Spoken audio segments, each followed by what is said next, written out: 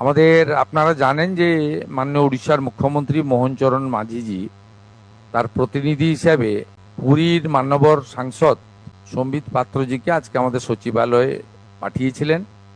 উনি চিঠিতে বলেছেন যে ওখানে জগন্নাথ দেবের পূজা পাঠ মন্দির সব চলুক, হাজার হাজার মন্দির হোক, সবাই চান, আমিও চাই, কিন্তু ওই ধাম শব্দটা আমাদের ভারতীয় সংস্কৃতি, সনাতন সংস্কৃতির সঙ্গে সামঞ্জস্যপূর্ণ নয়। এটা নিয়ে বিতর্ক অনেক আগেই ছিল।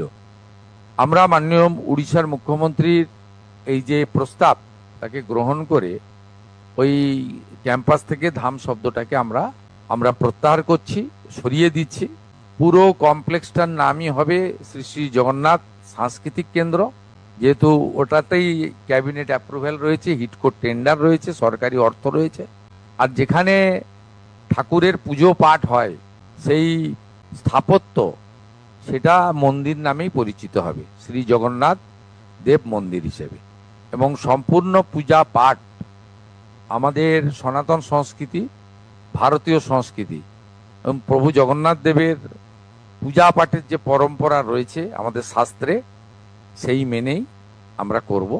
ধাম শব্দটি আমরা ওই ক্যাম্পাস থেকে প্রত্যাহার করলাম।